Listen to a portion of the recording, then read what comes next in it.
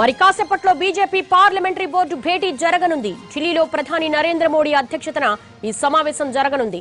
ఈ భేటీలో ఉపరాష్ట్రపతి అభ్యర్థిని ఖరారు చేయనున్నారు. కేంద్ర మంత్రి వెంకయ్య నాయుడు పేరును అధికారికంగా ప్రకటించే అవకాశం ఉంది. ఉపరాష్ట్రపతి అభ్యర్థి నామినేషన్ల స్వీకరణకు రేపే చివరి రోజు. దీంతో ఈ రోజు రాత్రికి కేంద్ర మంత్రి, పార్టీ పదవులకు వెంకయ్య రాజీనామా చేసే అవకాశం ఉంది.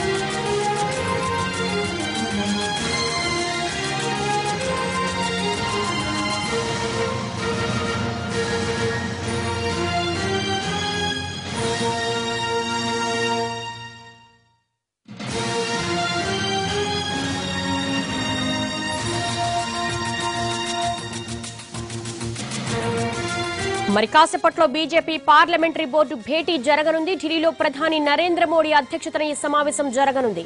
ఈ భేటీలో ఉపరాష్ట్రపతి అభ్యర్థిని ఖరారు చేయనున్నారు.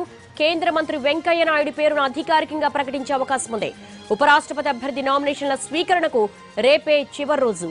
దీంతో ఈ రోజు రాత్రికి కేంద్ర మంత్రి, పార్టీ పదవులకు వెంకయ్య రాజీనామా చేసే అవకాశం ఉంది.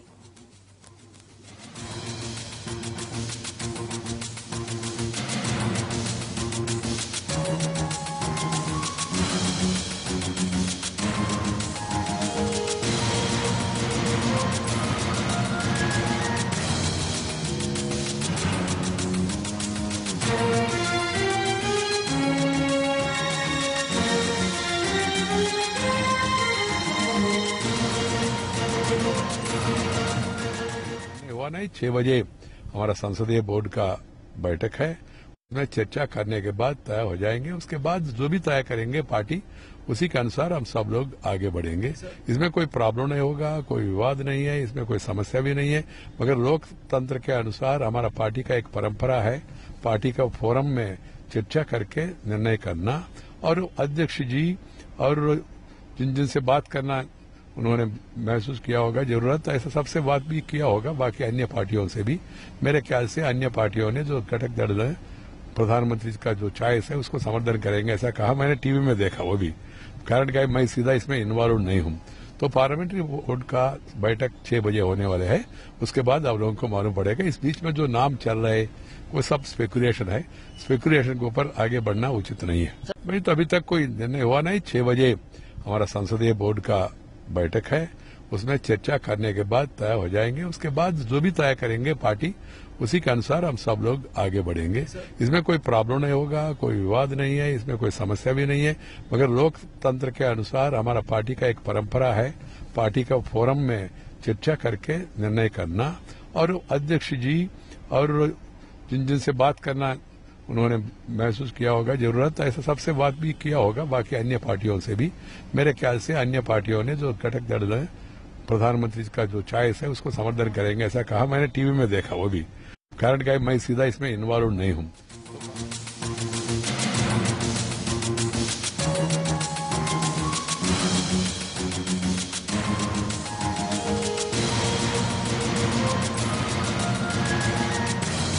బీజేపీ పార్లమెంటరీ బోర్డు సమావేశం మరి కాసేపట్లో జరగబోతోంది. ఢిల్లీలో ప్రధాని నరేంద్ర మోడీ అధ్యక్షతన ఈ సమావేశం జరగనుంది. ఈ భేటీలో ఉపరాష్ట్రపతి అభ్యర్థిని ఖరారు చేయబోతున్నారు. కేంద్ర మంత్రి వెంకయ్య నాయుడు పేరును అధికారికంగా ప్రకటించే అవకాశం ఉంది. ఉపరాష్ట్రపతి అభ్యర్థి నామినేషన్ల స్వీకరణకు రేపే చివరి రోజు. దీంతో ఈ రోజు రాత్రికి కేంద్ర మంత్రి, పార్టీ పదవులకు వెంకయ్య రాజీనామా చేసే అవకాశం ఉంది.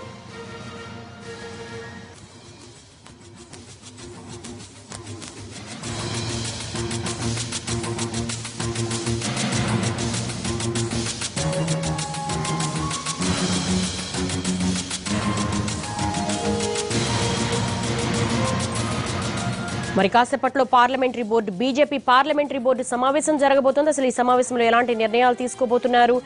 కేంద్ర మంత్రి వెంకయ్య నాయుడుని ఉపరాష్ట్రపతి చేసే విధంగా అధికారికంగా ఒక ప్రకటన వెలువడే అవకాశం ఉన్నట్టుగా మనకు తెలుస్తోంది. దీనికి సంబంధించి లేటెస్ట్ అప్డేట్స్ మా ప్రతినిధి ఢిల్లీ నుంచి ప్రసాద్ లైవ్ లో సిద్ధంగా ఉన్నారు. ప్రసాద్, లాంఛనమైన ఉపరాష్ట్రపతి అభ్యర్థి పేరు రేసులో వెంకయ్య నాయుడు పేరు వినిపిస్తోంది.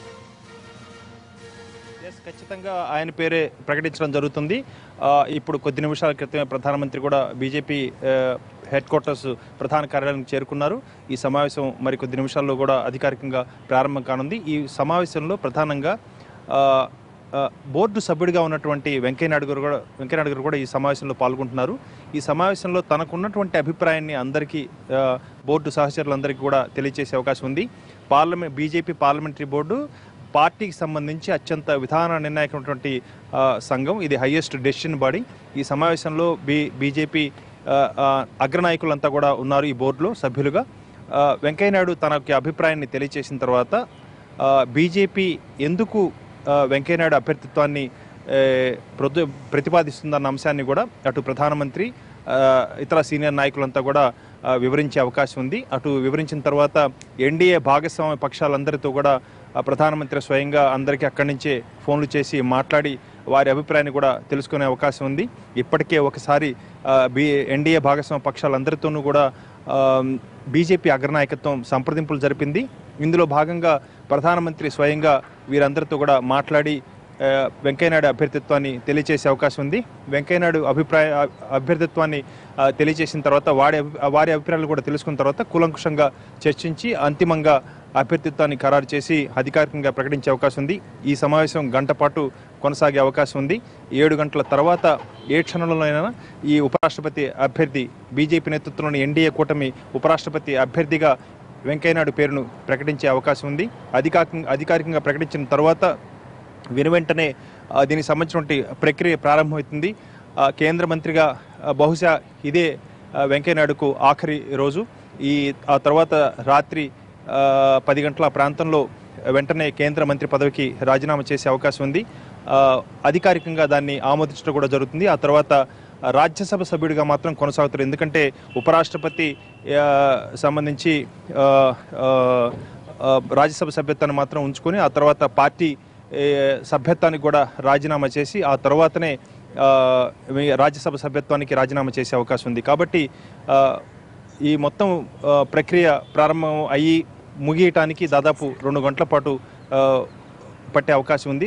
7 గంటల ఆ ప్రాంతంలో ఆ తర్వాత ఏ క్షణంలో అయినా కానీ వెంకయ్యనాయుడు అభ్యర్థిత్వాన్ని అధికారికంగా ప్రకటించడం జరుగుతుంది. ఆ తర్వాత మిగిలిన ప్రక్రియ అంతా కూడా కొనసాగుతుంది. రేపు ఉదయం 11 గంటల ఆ ప్రాంతంలో వెంకయ్యనాయుడు ఉపరాష్ట్రపతి అభ్యర్థిగా తన నామినేషన్ పత్రాన్ని దాఖలు చేస్తారు. ఈ మొత్తం వ్యవహారం కూడా గత 2-3 రోజులుగా బీజేపీ అగ్రనాయకత్వం కూడా వెంకయ్యనాయుడును ఒప్పించే ప్రయత్నం చేస్తుంది. సంప్రదింపులు జరిపింది. అటు వెంకయ్యనాయుడు కూడా తన సహచరులతో సన్నిహితులతో కూడా మాట్లాడి వారి అభిప్రాయాన్ని కూడా తెలుసుకున్నారు. క్రియాశీలకంగా తాను మరింత కాలం కొనసాగించాలి, తన క్రియాశీలకంగా ఉండాలి అన్న అభిప్రాయాన్ని సహచరుల వద్ద వ్యక్తం చేసినప్పటికీ కూడా రాజ్యాంగ పదవికి సంబంధించి చాలా అతి కొద్ది మందికి మాత్రమే అవకాశం వస్తుంది. కాబట్టి ఈ పదవిని మీరు స్వీకరించండి అంటూ దాదాపు చాలామంది కూడా ఆయనకి సలహా ఇచ్చినట్టుగా తెలుస్తుంది, ఆయనకి సూచించినట్టుగా తెలుస్తుంది. తన సహచరుల వద్ద మాట్లాడటమే కాకుండా కుటుంబ సభ్యులతో కూడా మాట్లాడారు. అంటే ప్రసాద్, ఉపరాష్ట్రపతి అభ్యర్థిగా వెంకయ్య నాయుడు పేరుని ప్రతిపాదించడం వెనుక బీజేపీ అధిష్టానం వ్యూహం ఏంటి? ప్రధానంగా రాజ్యసభ సంబంధించి పెద్దల సభ, ఈ పెద్దల సభలో సభా కార్యక్రమాలను నిర్వహించే విషయంలో వెంకయ్యనాయుడు క్రియాశీలకంగా ఉండొచ్చు. అదేవిధంగా అనునిత్యం కూడా అనేకమైనటువంటి కీలకమైనటువంటి బిల్లులు ఆమోదింపజేయటంలో సభాధ్యక్షుడి పాత్ర కూడా చాలా ఎక్కువగా ఉంటుంది.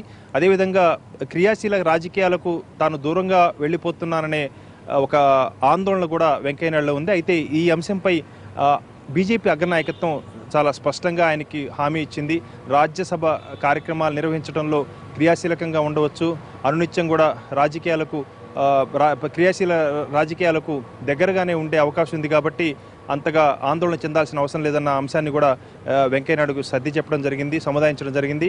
ఆయన మాత్రం ససేమిరా క్రియాశీల రాజకీయాలకి దూరం అయిపోతారనే బాధ మాత్రం చాలా బాధగా ఉంది. అంటే ప్రసాద్ ఏ విధంగా చూడొచ్చు, అత్యున్నత రాజ్యాంగ పదవి అందరికీ వరించడం కష్టం, కానీ ఆయన క్రియాశీలక రాజకీయాలకు దూరంగా ఉండడానికి వెంకయ్యనాయుడు సుముఖంగా లేరు, కొంత అసంతృప్తి అయితే కనిపిస్తోంది అని మీరు చెప్పేదాన్ని బట్టి తెలుస్తోంది. సో ఇప్పుడు పూర్తిగా ఉపరాష్ట్రపతి అభ్యర్థిగా ఒకవేళ అధికారికంగా ప్రకటిస్తే దానికి సుముఖంగా ఉంటారా వెంకయ్యనాయుడు? ఖచ్చితంగా సుముఖంగానే ఉంటారు. ఇదంతా చర్చించి వారి అభిప్రాయాన్ని తెలుసుకొని ఎన్డీఏ భాగస్వామ్య పక్షాలు అదేవిధంగా ఇతర బీజేపీ సీనియర్ నాయకుల అభిప్రాయాన్ని తెలుసుకున్న తర్వాతనే అధికారికంగా ప్రకటించడం జరుగుతుంది. ససేమిరా అన్నట్టుగా ఏం లేదు, కాకపోతే ఆయనకు అసంతృప్తి అన్నది లేదు. ఎందుకంటే బీజేపీ నాయకత్వం తీసుకున్న నిర్ణయాన్ని ఎప్పుడు కూడా వ్యతిరేకించే అవకాశం లేదు. కాకపోతే తనకున్నటువంటి అభిప్రాయాన్ని, తన అభిమతాన్ని, తనకున్న ఇష్టాన్ని ఆయన తెలియజేయడం మాత్రమే జరిగింది. అది క్రియాశీలంగా ఉండాలి అన్నదే తన అభిప్రాయం, కానీ దీన్ని వ్యతిరేకించాలన్న అభిప్రాయం లేకపోవచ్చు. ఎందుకంటే ఆయన క్రియాశీలకంగా ఉంటే మరింత ప్రజల్లో ఉండాలి, ప్రజల మధ్యన ఉండాలి, ప్రజలతో తిరగాలి, ప్రజా సమస్యలను తెలుసుకోవాలి, ప్రజలకు తాను ఎవరైనా చేయదలుచుకుంటే క్రియాశీలకంగా ఉంటేనే చేయడానికి సాధ్యమవుతుంది అన్నది ఆయన అభిప్రాయం. ఆ ఉద్దేశంతోనే క్రియాశీలకంగా ఉంటాను, అందుకే తను ఉపరాష్ట్రపతి అభ్యర్థిగా తనను ఎంపిక చేయొద్దని చెప్పి బీజేపీ నాయకత్వాన్ని కోరటం జరిగింది. అయితే బీజేపీకి ఉన్నటువంటి అవసరాలను కూడా బీజేపీ నాయకత్వం వెంకయ్యనాయుడుకు తెలియజేసింది. రాజ్యసభలో ఉన్నటువంటి అనేక బిల్లులు ఆమోదం పొందే విషయంలో సభను చాలా సమన్వయంతో, తెలివిగా, వివేకవంతంగా నిర్వహించాల్సి ఉంటుంది సభా కార్యక్రమాలను.